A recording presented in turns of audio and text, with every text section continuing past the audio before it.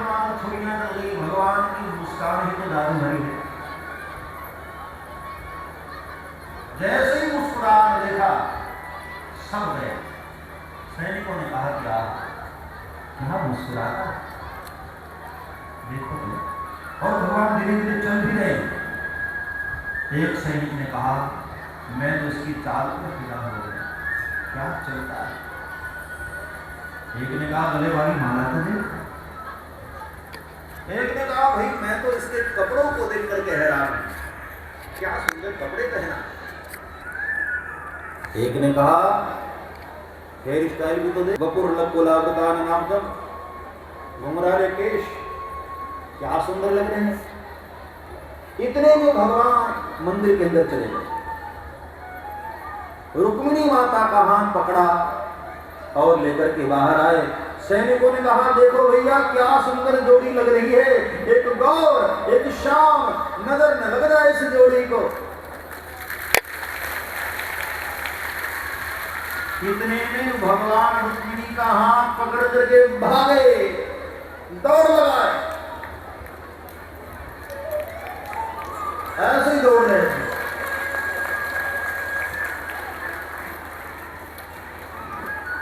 सैनिकों ने कहा देखो तो दौड़ता भी कितना अच्छा है।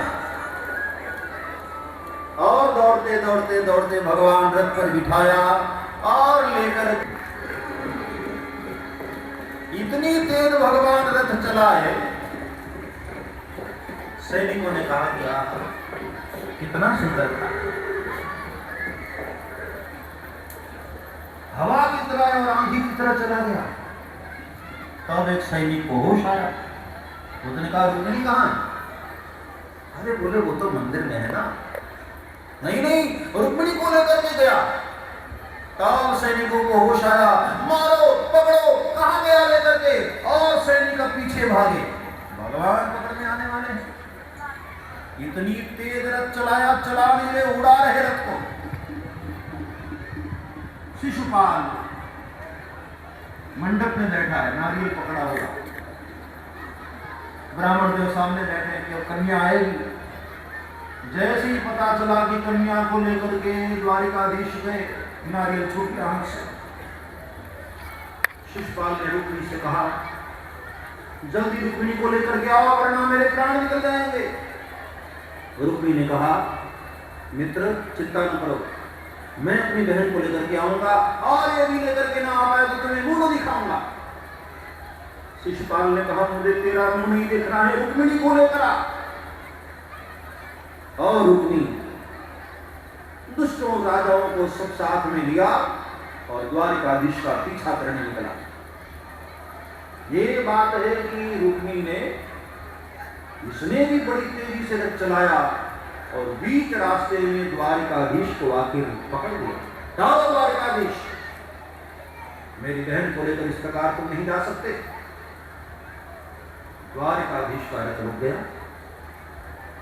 जैसे ही पीछे मुड़े प्रभु, जरासंध भी था उसमें। जरासंध ने कहा तुम ही द्वारिकाधीश हो? मुझे तो लगा था कि उस गुफा में जलकर मर गए होगे। सर हर बार तेरा भाई होता था ना, इसलिए बच गया।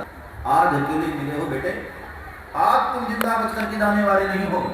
सैनिकों पकड़ो इसको। और जैसे ही आदेश किया उसी समय भगवान कृष्ण के रथ के पीछे एक आवाज आई, दाऊदी महाराज की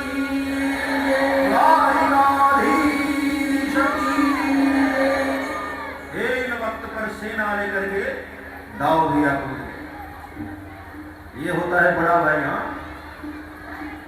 छोटे भाई पर आपत्तियां ये वक्त पर सेना लेकर के दाऊ भैया। भगवान कृष्ण ने पीछे देखा, दाऊ भैया आप? दाऊ भैया गुस्से घर चल फिर बताता हूं तुम्हें। कन्हैया ने कहा भैया नाराज हो, घर चल फिर बताता हूं तुझे। अरे कम से कम मुझे बता दिया होता कि लड़की भगाने आया है, मैं तैयारी तो करता। मुझे बताए बगैर भागाया। कन्हैया ने कहा भैया तो रुक्मिणी भी तो सुन रही, इसके सामने तो मैं डांटो। दाव भैया हंसने लग गए, क्षमा कर दिया। दोनों भाइयों की ऐसे ही नोकझोंक होती है। और फिर दोनों भाइयों ने मिलकर के क्या मार मारा है उसनों को, इतना मार मारा, इतनी पिटाई हुई। सब राजाओं ने सोचा शादी किसी और की हो रही, खाओं का हम पिट रहे। सब भागे, हम क्यों पिटे, अकेला रुक्मी बचा। भगवान कृष्ण रुक्मी से लड़ते लड़ते लड़ते अचानक भगवान ने खड्ग खींचा और उसकी गर्दन काटने जा रहे थे। आखिर बहन तो बहन होती है, माता रुक्मिणी कांपने लगी भाई को ऐसे देख करके। तब दाऊ भैया ने कहा, कन्हैया ठहरो, मारना मत उसे। कन्हैया ने कहा, दाऊ भैया आप बीच में मत आइए, ये शुरू से मेरे और रुक्मिणी के बीच में आ रहा, छोड़ूंगा नहीं इसको। दाऊ भैया ने कहा, मैं कह रहा हूं छोड़ दे उसको। कन्हैया ने कहा, क्यों, आपको इतना प्यार क्यों आ रहा है? तब दाऊ भैया ने धीरे से कहा, अब अपना साला हो गया है, मारना नहीं चाहिए। भगवान द्वारिकाधीश को बहुत हंसी आ गई और भगवान ने उसको क्षमा कर दिया, छोड़ दिया। वो भी लौट करके गया नहीं, बीच में ही भोजकट नाम का नगर बसा करके वहीं रह गया, लौट करके गया नहीं। इधर जाओ भैया और भगवान श्री कृष्ण माता रुक्मिणी को रथ पर बिठाए और बड़े प्रेम से द्वारिकापुरी लेकर के आ रहे हैं। बीच में द्वारिकापुरी पहुंचने से पहले, थोड़ा पहले ही एक बीच में माधोपुर नाम का एक गांव आता है। जो द्वारिका गए होंगे उनको मालूम होगा, जब हम रात गया है, इधर से कन्या पक्ष वाले आ गए विष्णु महाराज, और उधर से वसुदेव महाराज भी बारात लेकर के आए हैं। भगवान श्री कृष्ण आज दुल्हा बने और माता रुक्मिणी दुल्हन बनी है। बड़ा सुंदर श्रृंगार किया है और दोनों क्या सुंदर लग रहे हैं प्रभु। आज कमली वाले की महफिल सजी है, मुरली वाले की महफिल सजी है, उनकी रहमत का झूमर सजा, उनकी रहमत का झूमर सजा, उनकी रहमत का झूमर सजा, उनकी रहमत का झूमर। तालियां बजाते हुए